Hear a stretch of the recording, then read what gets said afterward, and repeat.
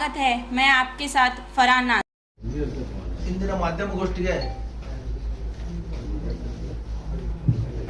ತಾವೆಲ್ಲ ಗೌರವಾನ್ವಿತ ಮಾಧ್ಯಮ ಮಿತ್ರರನ್ನು ಗೌರವಪೂರ್ವಕ ಸ್ವಾಗತಿಸುತ್ತಾ ಇಂದಿನ ಮಾಧ್ಯಮಗೋಷ್ಠಿಯನ್ನು ನಾನು ಮತ್ತು ನಮ್ಮ ವಸಂತ ಮೋಡಿ ಅವರು ಡಿಸಿಸಿ ಪ್ರಧಾನ ಕಾರ್ಯದರ್ಶಿಗಳು ನಡೆಸಿಕೊಳ್ತಾ ಇದ್ದೀವಿ. ಇಂದಿನ ಮಾಧ್ಯಮಗೋಷ್ಠಿ ಉದ್ದೇಶ ಏನಂದ್ರೆ ಕರ್ನಾಟಕ ರಾಜ್ಯದಲ್ಲಿ ನಮ್ಮ ಸರ್ಕಾರ ಅಸ್ತಿತ್ವಕ್ಕೆ ಬರೋದಕ್ಕಿಂತಲೂ ಮೊದಲು ಮತದಾರರಿಗೆ ಕರ್ನಾಟಕದ ಜನತೆಗೆ 5 ಗ್ಯಾರಂಟಿಗಳನ್ನು ಘೋಷಣೆ ಮಾಡಿ ಗ್ಯಾರಂಟಿ ಕಾರ್ಡ್ ಅನ್ನು ವಿತರಣೆ ಮಾಡಿ ಅದರ ಪ್ರಕಾರ ಕೊಟ್ಟ ಮಾತಿನ ಪ್ರಕಾರ ಸನ್ಮಾನ್ಯ ಶ್ರೀ ಸಿದ್ದರಾಮಯ್ಯನವರು ಮತ್ತು ಉಪಮುಖ್ಯಮಂತ್ರಿಗಳಾದ ಡಿ ಕೆ ಶಿವಕುಮಾರ್ ಅವರು ಪ್ರಮಾಣವಚನ ಸ್ವೀಕರಿಸಿದ ತಕ್ಷಣ ತಮ್ಮ ಮೊದಲನೇ ಸಂಪುಟ ಸಭೆಯಲ್ಲಿ ಈ ಗ್ಯಾರಂಟಿಯಲ್ಲಿ ಹೇಳಿದ ಎಲ್ಲ ಘೋಷಣೆಗಳ ಅನುಷ್ಠಾನಕ್ಕಾಗಿ ನಿರ್ಣಯವನ್ನು ಮಾಡಿ ಆದೇಶವನ್ನು ಮಾಡಿದರು. ಆದೇಶದಲ್ಲಿ ಸ್ಪಷ್ಟ ಹೇಳಿದರೆ ಮುಂದಿನ ದಿನಗಳಲ್ಲಿ ಇವುಗಳನ್ನು ನಾವು ಇಂಪ್ಲಿಮೆಂಟ್ ಮಾಡ್ತೀವಿ, ಜಾರಿಗೆ ತರ್ತೀವಿ. ಈ ಆದೇಶಗಳ ಜಾರಿಗೆ ನಿಯಮಾವಳಿಗಳನ್ನು ಸರ್ಕಾರಿ ನಿಯಮಗಳ ಪ್ರಕಾರ ಮಾಡ್ಲಿಕ್ಕೆ ಆದೇಶ ಮಾಡಿದ್ರು ಅಂತ ಹೇಳಿದ್ರು. ಆದ್ರೆ ಬಿಜೆಪಿ ಮತ್ತು ಜೆಡಿಎಸ್ ನಾಯಕರುಗಳು ಬಹಳ ಅರ್ಜೆಂಟ್ ತರಾತುರಿಯಲ್ಲಿ ಈ ಘೋಷಣೆಗಳು ಈಡೇರಿಸ್ತಾ ಇಲ್ಲ, ಇವರು ಗ್ಯಾರಂಟಿ ಘೋಷಣೆಗಳನ್ನು ಈಡೇರಿಸ್ತಾ ಇಲ್ಲ ಅಂತ ಹೇಳಿ ಸರ್ಕಾರದ ಮೇಲೆ ಒತ್ತಡ ಹಾಕು ಕೆಲಸ ಮಾಡ್ತಾ ಇದ್ದಾರೆ 2-3 ದಿವಸದಿಂದ. ಬಿಜೆಪಿ ಮತ್ತು ಜೆಡಿಎಸ್ ದವರು ಬಹಳ ಅರ್ಜೆಂಟ್ ಮಾಡ್ತಾ ಇದ್ದಾರೆ, ಘೋಷಣೆ ಆಗಬೇಕು. ಅವರಿಗೆ ಇಷ್ಟೂ ಪರಿಜ್ಞಾನ ಇಲ್ಲ. ಸರ್ಕಾರ ಇದೀಗ ಪ್ರಮಾಣವಚನ ತಗೊಂಡಿದೆ, ಪೂರ್ಣ ಪ್ರಮಾಣದ ಸಂಪುಟ ಆಗಿಲ್ಲ, ಇನ್ನೂ ಖಾತೆ ಹಂಚಿಕೆ ಆಗಿಲ್ಲ. ಮಾಡ್ತಾರೆ, ಎಲ್ಲನೂ ಮಾಡಿದ ಮೇಲೆ ಮಾಡೇ ಮಾಡ್ತಾರೆ. ಜನರಿಗೆ ಗೊತ್ತಿದ್ದು, ಸಾರ್ವಜನಿಕರಿಗೆ ಗೊತ್ತಿದೆ. ಯಾಕಂತ ಕೇಳಿದ್ರೆ 13ರಿಂದ 18ರವರೆಗೆ ನಡೆದಂತ ಕರ್ನಾಟಕ ರಾಜ್ಯದ ಸಿದ್ದರಾಮಯ್ಯನವರ ನೇತೃತ್ವ ಸರ್ಕಾರ ಎಲ್ಲಾ ಆಶ್ವಾಸನೆಗಳನ್ನ 165 ಆಶ್ವಾಸನೆಗಳಲ್ಲಿ 159 ಆಶ್ವಾಸನೆಗಳನ್ನು ಈಡೇರಿಸಿದ್ದಾರೆ. ಇದು ಸಾರ್ವಜನಿಕರಿಗೆ ವಿಶ್ವಾಸ ಇದೆ. ಇದರ ಮೇಲೆ ಆ ವಿಶ್ವಾಸ ಇದ್ದಕ್ಕೇನು ಇವರು ಗ್ಯಾರಂಟಿ ಕಾರ್ಡ್ ನಂಬಿ ಮತದಾರರುಗಳು ಮತ ನೀಡಿದ್ದಾರೆ. ಕರ್ನಾಟಕದಲ್ಲಿ ಕಾಂಗ್ರೆಸ್ ಸರ್ಕಾರವನ್ನು ಸ್ಥಾಪನೆ ಮಾಡಿದ್ದಾರೆ. ಯಾರು ಈ ಘೋಷಣೆಗಳನ್ನು ವಿರೋಧಿಸ್ತಾ ಇದ್ರು ಚುನಾವಣೆ ಸಂದರ್ಭದಲ್ಲಿ, ಅವ್ರಿಗೆ ಇವತ್ತು ಈ ಘೋಷಣೆಗಳ ಅನುಷ್ಠಾನ ಬಹಳ ಅರ್ಜೆಂಟ್ ಇದೆ.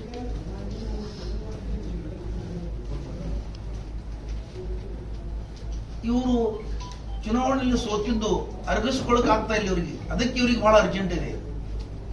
ಸಾರ್ವಜನಿಕರು ಮೌನವಾಗಿ ಕಾಯ್ತಾ ಇದ್ದಾರೆ, ವೇಟ್ ಮಾಡ್ತಾ ಇದ್ದಾರೆ ಅವರು. ಆದ್ರೆ ಇವರಿಗೆ ಬಹಳ ಅರ್ಜೆಂಟ್ ಇದೆ. ಬಿಜೆಪಿಯ ಎಂಪಿಗಳು, ಮಾಜಿ ಸಚಿವರುಗಳು, ಶಾಸಕರುಗಳು ಇವತ್ತು ಕೂಗಾಟ ಪ್ರಾರಂಭ ಮಾಡಿಬಿಟ್ಟಿದ್ದಾರೆ. ಯಾವಾಗ ಅನುಷ್ಠಾನ ಮಾಡ್ತೀರಿ, ಯಾವಾಗ ಅನುಷ್ಠಾನ ಮಾಡ್ತೀರಿ? ಕುಮಾರಸ್ವಾಮಿ ಅವರಂತೂ ಇವರ ಗ್ಯಾರಂಟಿ ಕಾರ್ಡ್ದಿಂದ ನಮ್ಮ ಅಸ್ತಿತ್ವ ಹೋಯ್ತು. ಇವರು ತಾವು ಆಡಳಿತ ನಡೆಸುವಾಗ ಏನೇನು ಮಾಡಿದಾರೆ ಅನ್ನೋದು ನೆನಪಿಲ್ಲ ಇವರಿಗೆ. ನರೇಂದ್ರ ಮೋದಿ ಅವರು 2014ರಲ್ಲಿ ಅಧಿಕಾರ ವಹಿಸಿಕೊಂಡ ತಕ್ಷಣ, ಅಧಿಕಾರ ವಹಿಸಿಕೊಳ್ಳೋಕ್ಕಿಂತ ಮೊದಲು ಅವರು ಆಡಳಿತಕ್ಕೆ ಬರೋದಕ್ಕಿಂತ ಮೊದಲು ಅವರು ಘೋಷಣೆ ಮಾಡಿದ್ರು, ನನಗೆ 100 ದಿವಸ ಟೈಮ್ ಕೊಡಿ, ನಾನು ವಿದೇಶದಲ್ಲಿರುವಂತ ಭಾರತ ದೇಶದವ್ರ ಕಪ್ಪು ಹಣ ಎಲ್ಲ ತಂದು ನಿಮ್ಗೆಲ್ಲ ಹಂಚಿಬಿಡ್ತೀನಿ ಅಂತ ಹೇಳಿ. 2014 9 ವರ್ಷ ಮುಗಿದು ಹೋದ್ರು ಅದು ನೆನಪಿಲ್ಲ ಅವರು. ಅದನ್ನು ಕೇಳೋದು ಇವರಿಗೆ ಕೇಳಷ್ಟು ಇವರಿಗೆ ಧೈರ್ಯ ಇಲ್ಲ ಯಾರಿಗೂ, ಬಿಜೆಪಿಯವರಿಗೆ. ನಮ್ಮ ಭಾರತ ದೇಶದ ಜನ 9 ವರ್ಷಗಳಿಂದ ಕಾತುರದಿಂದ ಕಾಯ್ತಾ ಇದ್ದಾರೆ. ಈ ಜನರ ಪರವಾಗಿ ಇವರು MP, MLAಗಳು, ಮಂತ್ರಿಗಳು ಕೇಳಬೇಕಾಗಿತ್ತಲ್ಲ, ಇವತ್ತೇನ್ ಮಾತಾಡ್ತಿದ್ದಾರೆ ಇವರೆಲ್ಲ ಕೇಳಬೇಕಾಗಿತ್ತಲ್ಲ, ನಿಮ್ಮ ಘೋಷಣೆಗಳು ಏನಾಯ್ತಂತ. ಆಮೇಲೆ ಪ್ರಧಾನಮಂತ್ರಿಗಳು ಒಂದು ವರ್ಷ ಆಡಳಿತ ನಡೆಸಿದ ಮೇಲೆ ಭಾರತ ದೇಶದ ಏನು ಉತ್ತರ ಭಾರತದ ನದಿಗಳಿದಾವೆ, ಹಿಮಾಲಯದಿಂದ ಹೊರಡಂತ ನದಿಗಳ ನೀರನ್ನ ಇಡೀ ದಕ್ಷಿಣ ಭಾರತದ ನದಿಗಳಿಗೆ ಜೋಡಿಸ್ತೀನಿ, ಆ ನದಿಗಳ ನದಿ ಜೋಡಣೆ ಯೋಜನೆ ಅಂತ ಘೋಷಣೆ ಮಾಡೋದು. ಎಲ್ಲಾ ಟಿವಿಗಳು, ಎಲ್ಲಾ ಪತ್ರಿಕೆಗಳಲ್ಲಿ ಮುಖಪುಟದ ಸುದ್ದಿ ಅದಾವಂತ ಪೂರ್ತಿ. ಏನೀಗ ನೀರು ಬಂದೇ ಬಿಡ್ತಾನಂಗೆ ಎಲ್ಲಾ ಮಾಧ್ಯಮಗಳು ಅದನ್ನು ಬಿಂಬಿಸೋದು. ಎಲ್ಲಾ ಜನನು ಇವತ್ತು ವಿಶ್ವಾಸ ಇಟ್ಬಿಟ್ರು. ಇವತ್ತಿಗೆ 9 ವರ್ಷ ಮುಗೀತು.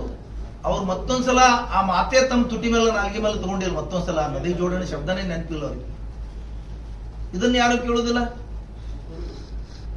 ಆಮೇಲೆ 2022ನೇ ಇಸ್ವಿಗೆ ಭಾರತ ದೇಶ 75ನೇ ವರ್ಷಾಚರಣೆ ಆಚರಿಸ್ತದೆ. ಅಷ್ಟರೊಳಗಾಗಿ ಭಾರತ ದೇಶದ ಎಲ್ಲಾ ವಸತಿ ರಹಿತರಿಗೆ, ಯಾರಿಗೆ ಮನೆಯಿಲ್ಲ ಅವರೆಲ್ಲರಿಗೂ ಮನೆಗಳನ್ನು ಒದಗಿಸ್ತೀವಿ ಅಂತ ಹೇಳೋದು ಹೇಳ್ತಾನೆ ಬಂದ್ರು. ಇವತ್ತಿಗೆ ಯಾರಿಗೆ ಮನೆ ಕೊಡ್ಲೇ ಇಲ್ಲ. ಯಾರು ಇವರು ಮನೆಯಲ್ಲಿ ಆಶ್ರಯನೇ ಇಲ್ಲ ಇವ್ರಿಗೆ. ಅದನ್ನ ಯಾರು ಕೇಳ್ತಾ ಇಲ್ಲ. ಇವರು ಕುಮಾರಸ್ವಾಮಿ ಅವರು ವಿರೋಧ ಪಕ್ಷದಲ್ಲಿ ಇದ್ರು, ಕೇಳ್ತಾ ಇಲ್ಲ. ಬಿಜೆಪಿ ಅವರಂತೂ ಕೇಳುವುದೇ ಇಲ್ಲ. ಬಿಜೆಪಿ ಅವರಿಗೆ ಮೋದಿ ಅವರಿಗೆ ಮಾತಾಡೋ ಶಕ್ತಿನೇ ಇಲ್ಲ. ಆಮೇಲೆ ನೋಟ್ ರದ್ದತಿ ಮಾಡಿದ್ರು.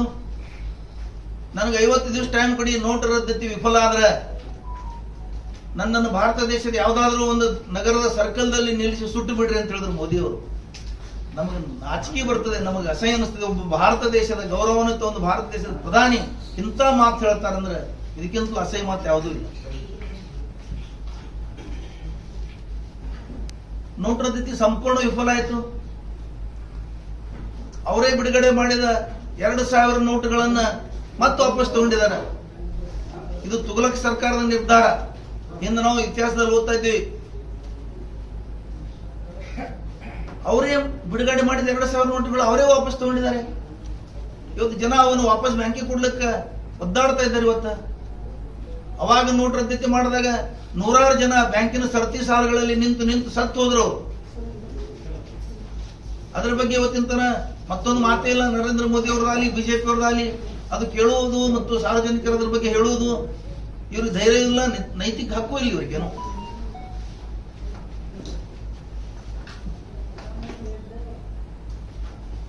ಆಮೇಲೆ ರೈತರಿಗೆ ದರಗಳನ್ನು ಏರಿಸಿ ಅವರ ಆದಾಯವನ್ನು ದ್ವಿಗುಣ ಮಾಡ್ತೀವಿ ಅಂತ ಹೇಳಿದ್ರು.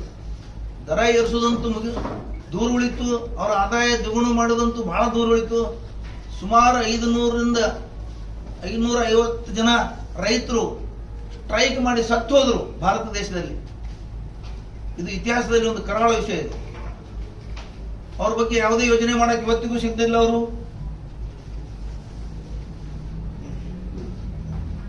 ಆಮೇಲೆ ಕರೋನಾದಲ್ಲಿ ಎಂತ ಸುಳ್ಳು ಹೇಳ್ತಾರಂದ್ರೆ, ಈ ಸುಳ್ಳು ಹೇಳೋದ್ರ ಮೇಲೆ ಏನಾದ್ರು ಡಾಕ್ಟರೇಟ್ ಕೊಡುವುದಿದ್ರೆ ಇದು ನಮ್ಮ ನರೇಂದ್ರ ಮೋದಿ ಅವರಿಗೆ ಮತ್ತು ಬಿಜೆಪಿ ಅವರಿಗೆ ಕೊಡಬೇಕಂತ ನನ್ನೊಂದು ವಿನಂತಿ. ಕರೋನಾದಲ್ಲಿ 20 ಲಕ್ಷ ಕೋಟಿ ರೂಪಾಯಿಗಳನ್ನು ಬಿಡುಗಡೆ ಮಾಡಿದ್ರು ನರೇಂದ್ರ ಮೋದಿ ಅವರು. ಆ 20 ಲಕ್ಷ ಕೋಟಿ ಅಂತೂ ನಿರ್ಮಲಾ ಸೀತಾರಾಮನ್ ಅವರು ಮತ್ತು ಅವರು ಉಪಮಂತ್ರಿ, ಅರ್ಥ ಖಾತೆ ಉಪಮುಖ್ಯಮಂತ್ರಿ 5 ದಿವಸ ಮಾಧ್ಯಮಗಳಲ್ಲಿ ಬಂದು ಹೇಳಿದ್ದು 20 ಲಕ್ಷದಲ್ಲಿ ಇಂಥ ವಿಭಾಗಕ್ಕಿಷ್ಟು, ಈ ಇಲಾಖೆಗಿಷ್ಟು, ಇಂಥ ಯೋಜನೆಗಿಷ್ಟು ಅಂತ ಹೇಳಿದ್ದೇ 5 ದಿವಸಗಳ ಕಾಲ. ಇವತ್ತಿನ ತನ ಯಾರು ಅದು ತುಟಿ ಮೇಲ ನಾಲ್ಗೆ ಮೇಲ ಮಾತೇ ತಗೊಳ್ತಿಲ್ಲ. ₹1 ಬಿಡುಗಡೆ ಆಗ್ಲಿಲ್ಲ. ಎಂತ ಸುಳ್ಳು ಹೇಳುದಿದು.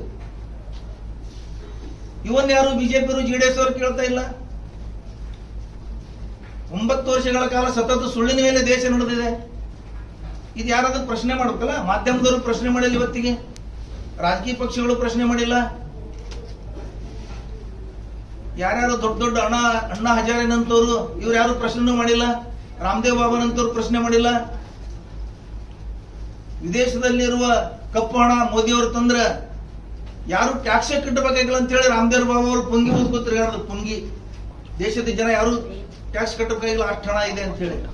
ಇವತ್ತು ರಾಮದೇವ್ ಬಾಬಾ ಅವರಂತೂ ಅದ್ರಶ್ಯ ಇದಾರೆ. ಅವರು ಅಣ್ಣಾ ಹಜಾರ್ ಅವರಂತೂ ಮಲಗಿ ಬಿಟ್ಟಿದ್ದಾರೆ. ಇವ್ರು ಯಾರು ಹೋರಾಟಗಾರರು ಕೇಳಲೇ ಇಲ್ಲ. ರೈತರ ಖಾತೆಗೆ ದ್ವಿಗುಣ ಮಾಡ್ತೀವಿ ಅಂತ ಹೇಳಿ, ರೈತರ ಬೆಲೆಗಳಿಗೆ ಹೆಚ್ಚಿಗೆ ದ್ವಿಗುಣ ಮಾಡ್ಕೊಡ್ತೀವಿ ಅಂತ ಹೇಳಿ ₹2,000 ದಂತೆ ವರ್ಷದಲ್ಲಿ 2 ಸಲ 6 ತಿಂಗಳಿಗೆ 2 ಸಲ ₹2,000 ರೈತರ ಖಾತೆಗೆ ಹಾಕ್ತಾ ಇದ್ದಾರೆ. ಒಂದ್ ಕಡೆ 67,000 ಕೋಟಿ ಖರ್ಚು ಮಾಡ್ತೀವಿ ಅಂತ ಹೇಳಿ ಟಾಮ್ ಬಾರಿಸಿ ಪ್ರಚಾರ ತಗೊಳ್ತಾರೆ. ಇನ್ನೊಂದು ಕಡೆ ಗಪ್ಚುಪ್ 10 ಲಕ್ಷ ಕೋಟಿ ರೂಪಾಯಿಗಳನ್ನ ಈ ದೇಶದ ಉದ್ದಿಮೆದಾರರಿಗೆ, ದೊಡ್ಡ ದೊಡ್ಡವರಿಗೆ, ಅದು ಕೇವಲ ಬೆರಳಿಕೆಷ್ಟು ಜನರಿಗೆ ಸೂಟ್ ಮಾಡಿದ್ದಾರೆ. ಇದ್ರ ಬಗ್ಗೆ ಯಾರು ಮಾತಾಡ್ತಾ ಇಲ್ಲ. ಈ ದೇಶದಲ್ಲಿ ಎಂತೆಂತ ಘಟನೆಗಳು ನಡೆದು ಹೋದವು. ಅವರು ಸುಳ್ಳು ಹೇಳ್ತಾರಂದ್ರ ಸುಪ್ರೀಂ ಕೋರ್ಟ್ಗೆ ರಫೇಲ್ ಯುದ್ಧ ಹಗರಣದ ಫೈಲೇ ಕಳೆದಿದೆ ಅಂತ ಅಫಿಡೇವಿಟ್ ಕೊಟ್ಟಿದ್ದಾರೆ. ಇದಕ್ಕಿಂತ ಎಂತ ಸುಳ್ಳು ಬೇಕು? ಒಂದು ಸರ್ಕಾರದ ಅಧಿಕಾರಿಗಳು ಸಹಿತ ಮಾಡಿ ಸುಳ್ಳು ಹೇಳಕ್ಕೆ ಅಫಿಡೇವಿಟ್ ಕೊಟ್ಟಿದ್ದಾರೆ. ಅಂದ್ರೆ ಇವರು ಪೂರ್ತಿ ಸುಳ್ಳಿನ ಮೇಲೆ ದೇಶ ಆಳ್ತಾ ಇದ್ದಾರೆ. ಆದ್ರೆ ಇದನ್ನ ಯಾರು ಪ್ರಶ್ನೆ ಮಾಡಲಿಕ್ಕೆ ತಯಾರಿಲ್ಲ.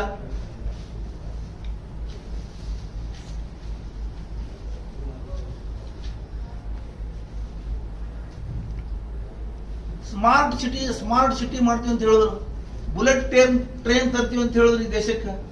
ಇವತ್ತಿನ ತನ ನಾವು ಬಹಳ ಕಡೆ ತಿರುಗಾಡಿದೀವಿ, ಎಲ್ಲಿ ಒಂದು ಸ್ಮಾರ್ಟ್ ಸಿಟಿನೇ ಕಾಣ್ತಾ ಇಲ್ಲ. ಉಲ್ಟಾ ಓಡಾಡಕ್ಕಾಗ್ತಿಲ್ಲ ಸಿಟಿಗಳಲ್ಲಿ, ಹಂಗ್ ಮಾಡಿಟ್ಟಿದ್ದಾರೆ. ಈ ಕಡೆ ಅದನ್ನೂ ಇಲ್ಲ, ಈ ಕಡೆ ಇದನ್ನೂ ಇಲ್ಲ. ಮೊದಲಿದ್ದಂಗೆ ಬಿಟ್ಟಿದ್ರೆ ಇನ್ನೂ ಎಷ್ಟೋ ಒಳ್ಳೇದಿತ್ತು. ಬುಲೆಟ್ ಟ್ರೈನ್ 9 ವರ್ಷ ಆಯ್ತು ಇವತ್ತಿಗೆ. ಜಪಾನ್ ಪ್ರಧಾನಮಂತ್ರಿ ಕರೆಸಿ ಬುಲೆಟ್ ಟ್ರೈನ್ ಮಾಡ್ತೀವಿ ಅಂತ ಹೇಳಿ ಎಷ್ಟೋ ಕೋಟಿ ಸಾಲ ತಗೊಂಡು ಇವತ್ತಿನ ತನ ಅದು ಇಂಪ್ಲಿಮೆಂಟ್ ಆಗಿಲ್ಲ. ಯಾವುದೂ ಕೆಲಸನೇ ಆಗಿಲ್ಲ ಇವ್ರದು. ಆಮೇಲೆ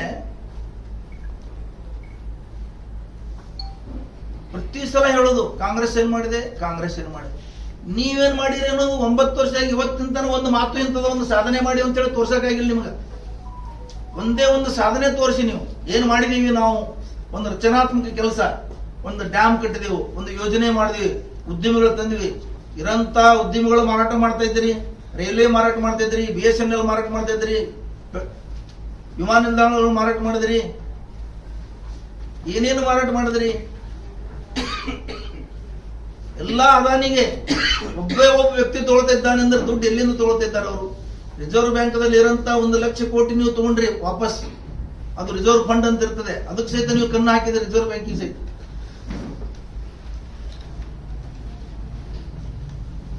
ಆಮೇಲೆ ಅಯೋಧ್ಯೆ ಅದೊಂದೇ ಇಶ್ಯೂ. ರಾಮ ಮಂದಿರ ಕಟ್ಟಿದೆ ಅಂತ ಹೇಳ್ತಾ ಇದ್ದೀರಿ. ಯಾರು ಬೇಡ ಅಂದ್ರೆ ರಾಮ ಮಂದಿರ ಕಟ್ಟಲಿಕ್ಕೆ ಯಾರು ಬೇಡ ಅಂದಿಲ್ಲ. ಅದನ್ನ ಬರೀ ಹೇಳ್ಕೊತ ತಿರುಗಾಡೋದಾಯ್ತು. ಅದರಿಂದ ಏನು ಪ್ರಯೋಜನ ಜನರಿಗೆ? ಎಷ್ಟು ಜನರಿಗೆ ಪ್ರಯೋಜನ ಆಗಿದೆ, ಎಷ್ಟು ಜನರಿಗಿಲ್ಲ? ಜನರಿಗೆ ಈ ಜಾತಿ, ಹಿಂದೂ ಮುಸ್ಲಿಂ ಧರ್ಮದ ನಿಶ ಏರಿಸಿ ನೀವು ಸುಳ್ಳು ಹೇಳ್ಕೊತ ನಿಮ್ಮ ಕೆಲಸ ನೀವು ಮಾಡ್ಕೊಳ್ತಾ ಇದ್ದೀರಿ. ಗಂಗಾ ಕಲ್ಯಾಣ, ಗಂಗಾ ನದಿಯನ್ನು ಸ್ವಚ್ಛ ಮಾಡ್ತೀವಿ ಅಂತ ಹೇಳಿದ್ರಿ. ಎಷ್ಟೋ ಕೋಟಿ, ಸಾವಿರಾರು ಕೋಟಿ ಇವತ್ತು ಖರ್ಚು ಮಾಡಿದ್ರಿ. ಇವತ್ತಿನ ತನ ಗಂಗಾ ನದಿ, ಆ ಗಂಗಾ ತಾಯಿ ಮಲಿನಾಗಿ ಇದ್ದಾಳೆ. ಇನ್ನು ಗಂಗಾ ತಾಯಿ ಸ್ವಚ್ಛನೇ ಆಗಲೇ ಇಲ್ಲ. ಅದಕ್ಕೆ ನಂದೊಂದು ಏನಂದ್ರೆ, ಬಹಳ ಅವಸರ ಪಡಬೇಡ್ರಿ ವಿರೋಧ ಪಕ್ಷದವರು. ಯಾಕಂತ ಕೇಳಿದ್ರೆ ನಿಮಗೆ ಮಾಡಕ್ ಬೇರೆ ಕೆಲಸ ಇದಾವೆ, ಬಹಳಷ್ಟು ಮಾಡ್ಬೋದು. ಬರೇ ಒಂದು ವಾರ ಇಲ್ಲಿ ಇನ್ನೂ ಸರ್ಕಾರ ಬಂದು ಗ್ಯಾರಂಟಿ ಕಾರ್ಡ್ ಇಂಪ್ಲಿಮೆಂಟ್ ಮಾಡಿ ಜನ ಇದ್ದಾರೆ, ಕೇಳ್ತಾರೆ. ಜನ ಇವತ್ತಿನ ನಾಳೆ ಮಾಡದಿದ್ದರೆ ಕೇಳ್ತಾರೆ, ಮಾಡ್ತಾರೆ ಅನ್ನೋದು ಗ್ಯಾರಂಟಿ ಇದೆ ಜನರಿಗೆ. ಗ್ಯಾರಂಟಿದಿಂದನೇ ಓಟ್ ಹಾಕಿದ್ದಾರೆ ಅವರು. ಯಾಕಂದ್ರೆ 13 ರಿಂದ 18 ಆಡಳಿತ ನೋಡಿದ್ದಾರೆ ಸಿದ್ದರಾಮಯ್ಯ ಅವರು. ಅದಕ್ಕೆ ಈ ಟೈಮ್ದಾಗ ನಾನು ಇವ್ರು ಮಾಡದಂತ ಎಲ್ಲಾ ಕೃತ್ಯಗಳನ್ನು ಏನ್ ಮಾಡ್ತಾ ಇದ್ದಾರೆ, ಇವರು ಜನರನ್ನು ಪ್ರಚೋದನೆ ಮಾಡಿಸ್ತಾ ಇದ್ದಾರೆ. ಅದಕ್ಕೆ ನಾನು ಈ ಟೈಮ್ದಲ್ಲಿ ಖಂಡಿಸ್ತೇನೆ. ಅವರು ಇನ್ನೊಂದು ಸ್ವಲ್ಪ ಸಹನ ತಗೊಳ್ಳೋದು ಒಳ್ಳೇದಂತ ನಾನು ಈ ಸಂದರ್ಭದಲ್ಲಿ ಹೇಳ್ತೀನಿ. ಏನು ಕೇಳೋದಿದ್ರೆ ಕೇಳಿ. ಕೇಂದ್ರ ಸರ್ಕಾರ 9 ವರ್ಷ ಆಡಳಿತ ನಡೆಸಿದ್ರು ಯಾವ ಹೇಳ್ದಂಗೆ ಯಾವ ನಡೆದಿಲ್ಲ ಅಂತ ಹೇಳ್ತೀರಿ. ನೀವು ಪಕ್ಷದವ್ರು ಯಾವ ರೀತಿ ಅದನ್ನು ಆಂದೋಲನ ಮಾಡ್ತಾರೆ, ಏನ್ ಮಾಡ್ತಾರೆ, ಏನ್ ನೀವು ಬರೀ ಹೇಳೋದ? ಈಗ ಗೊತ್ತಿರ್ಬೇಕಲ್ಲ, ಆಂದೋಲನ ಮಾಡಿದೀವಿ. ಅವು ಏನಾರು ಹೇಳೋದಾದ್ರೆ ಕಣ್ಣಿದ್ದವರಿಗೆ ಕಿವಿದ್ದವ್ರಿಗೆ ಹೇಳೋದು, ಕುರುಡರಿಗೆ ಕಿವುಡರಿಗೆ ಹೇಳ್ದಂಗೆ ನಡೆಯೋದು. ನಾವು ಕೇಂದ್ರ ಸರ್ಕಾರ ಕುರುಡ ಮತ್ತು ಕಿವುಡಿದೆ, ಯಾರ್ದು ಆಂದೋಲನ ಕೇಳುವುದಿಲ್ಲ, ಯಾರ್ದು ಒತ್ತಾಯ ಕೇಳುವುದಿಲ್ಲ. ಅಂತವ್ರ ಮುಂದೆ ಏನ್ ಮಾಡಿದೀವಿ ನಾವು? ಮಾಡ್ತಾನೆ ಮಾಡ್ತಾನೆ ಇದ್ದೀವಲ್ಲ, ಮಾಡ್ತಾನೆ ಇದೀವಿ. ಯಾರು ಸುಮ್ಕಿಲ್ಲ. ನಮ್ಮ ಕಾಂಗ್ರೆಸ್ ಪಕ್ಷ ಹೋರಾಟ ಮಾಡ್ತಾನೆ ಇದೆ. ಪ್ರತಿ ಸಲ ಪ್ರತಿಯೊಂದು ವಿಷಯದಲ್ಲಿ ಹೋರಾಟ ಮಾಡ್ತಾ ಇದೆ. ಈಗ ರಾಷ್ಟ್ರಪತಿ ಭವನ, ನಮ್ಮದು ಸಂಸತ್ ಭವನ ಉದ್ಘಾಟನೆ ಮಾಡ್ತಿದ್ದಾರೆ. ಒಂದು ಅವಹೇಳನಕಾರಿ ವಿಷಯ ಅಂದ್ರೆ, ಈ ದೇಶದ ರಾಷ್ಟ್ರಪತಿಗೆ ಆಹ್ವಾನ ಇಲ್ಲ. ಅದಕ್ಕಂದ್ರೆ ಏನು, ಆ ಮಹಿಳೆ ದಲಿತ ಮಹಿಳೆ ಅಂತ ಆಹ್ವಾನ ಇಲ್ವೋ, ಆ ಮಹಿಳೆ ಬುಡಕಟ್ಟು ಮಹಿಳೆ ಅಂತ ಆಹ್ವಾನ ಇಲ್ವೋ? ನೀವು ಬರೀ ಡೊಂಗಿ ಸಲುವಾಗಿ ಅವ್ರಿಗೆ ಒಂದು ಗೌರವ ಸ್ಥಾನದಾಗ ಕೂಡಿಸಿದ್ರ, ಸಹಿ ತಗೊಳಕ್ ಅಷ್ಟೇ ಕೂಡಿಸಿದ್ರೆ ಅವ್ರಿಗೆ. ಇಂತೂ ಬಹಳಷ್ಟು ಅವರೆಲ್ಲ ಹೇಳ್ಕೊತ ಹೋದ್ರೆ ಒಂದು ದಿವಸ ಸಾಲೋದಿಲ್ಲ. ವಿರೋಧ ಪಕ್ಷದ ಕೆಲಸ ನಾವು ರಚನಾತ್ಮಕ ನೋಡ್ರಿ, ನಾವು ಪ್ರತಿ ಸಲ ವಿರೋಧವಾಗಿ ಮಾತಾಡಿವಿ, ಇವತ್ತು ವಿರೋಧವಾಗಿ ಮಾತಾಡಿಲ್ಲ. ನಾವು ಪ್ರತಿ ಸಲ ವಿರೋಧವಾಗಿ ಮಾತಾಡ್ತೀವಿ. ನಮ್ಮ ಹೋರಾಟ ಜಾರಿನಿದೆ. ಈ ಜನ ನಮಗೆ ಮತ್ತೆ ಆರಿಸಿ ತರಬೇಕಂದ್ರೆ ನಾವು ಹೋರಾಟ ಮಾಡಿ ಜನರಿಗೆ ತಿಳುವಳಿಕೆ ಮಾಡಿದಾಗೆ, ನಾವು ಹೋರಾಟ ಕೆಲಸಗಳು ಮಾಡಿದಾಗೆ ಜನ ಮತ್ತೆ ನಮ್ಗೆ ಆಡಳಿತ ತಂದ್ರೆ ಪರಿಣಾಮಕಾರಿಯಾಗಿ ಯಾಕೆ ಆಗತ್ತಿಲ್ಲ ಹೋರಾಟ? ಪರಿಣಾಮಕಾರಿ ಆಗಿದೆ ಅಂತ ಜನ ಮತ್ತೆ ನಮಗೆ ಬೆಂಬಲ ಕೊಟ್ಟಿದ್ದಾರೆ. ಈಗ ದೇಶದ ಮಾಡ್ತಿದ್ದಾರೆ, ಎಲ್ಲ ಕಡೆ ಮಾಡ್ತಿದ್ದಾರೆ. ಮತ್ತೇನ್ ಕೇಳಿದ್ರು ಕೇಳಿ. ನೀವು ನಿಗಮ ಮಂಡಳಿ ಆಮೇಲೆ MLC ಆ ವಿಷಯ ಇವತ್ತೇನು ಮಾತಾಡುತ್ತ ಇಲ್ಲ. ಯಾವ ವಿಷಯದಲ್ಲಿ ಇದೆಯೋ ಆ ವಿಷಯ ಅಷ್ಟೇ.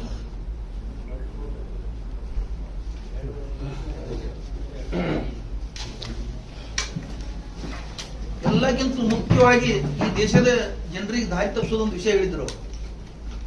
ವರ್ಷಿಗೆ 2 ಕೋಟಿ ಹುದ್ದೆಗಳನ್ನ ನಾನು ಕ್ರಿಯೇಟ್ ಮಾಡ್ತೀನಿ ಅಂತ ಹೇಳಿದ್ರು. ಇವತ್ತು 9 ವರ್ಷ ಆಯ್ತು, 18 ಕೋಟಿ ಜನರಿಗೆ ಉದ್ಯೋಗ ಕೊಡಬೇಕಾಯ್ತು. ಎಲ್ಲಕ್ಕಿಂತ ಒಂದು ವಿಚಿತ್ರ ಅಂದ್ರೆ ಯಾರು ಮಾಡಿಲ್ಲ, ಈ ದೇಶದ ಪ್ರಧಾನಿ ಎಲ್ಲ ಯಾವ ದೇಶದಾಗೂ ಮಾಡ್ಲಿಕ್ಕಿಲ್ಲ.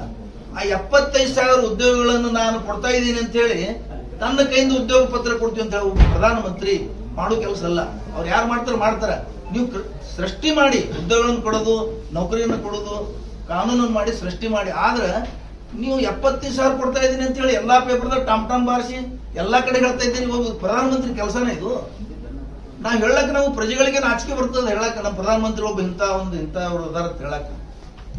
75,000 9 ವರ್ಷ ನಂತರ 75,000 ಉದ್ಯೋಗಗಳದ್ದು ಒಂದು ಪತ್ರ ಕೊಡ್ತಾ ಇದ್ದೀರಿ ನೀವು. ಇಂಥವೆಲ್ಲ ಕೇಳ್ಬೇಕಲ್ಲ ನೀವು ಉಳಿದವರು. ಇವತ್ತಿನ ತನ ಈ ದೇಶದಾಗ ಯಾವ್ದಾದ್ರು ಪ್ರಧಾನಮಂತ್ರಿ ಮಾಧ್ಯಮದ ಬರಲಾರದ ಪ್ರಧಾನಮಂತ್ರಿ ಅಂದ್ರೆ ನಮ್ಮ ದೇಶದ ಪ್ರಧಾನಮಂತ್ರಿ ಮೋದಿ ಅವರು. ಯಾವ ದೇಶದಾಗೂ ಈ ತರ ಆಗಿಲ್ಲ, ನಮ್ಮ ದೇಶದಾಗ ಮೊದಲನೇ ಸಲ ಇದೆ. ಮನಮೋಹನ್ ಸಿಂಗ್ ಅಂತ ಒಬ್ಬ ಒಳ್ಳೆ ಪ್ರಧಾನಮಂತ್ರಿಗೆ ಮೌನಿ ಬಾಬಾ ಅಂತಿದ್ರು ಇವ್ರು ಮೂಕ ಬಾಬಾ. ಇವರು ತಮಗೇನ್ ಬೇಕಾದೆಲ್ಲ ಮಾಡ್ತಾರ. ಅವರು ಇನ್ನೂ ಇಂಥ ಬಹಳದ ಹೇಳ್ಬೇಕಾದ್ರೆ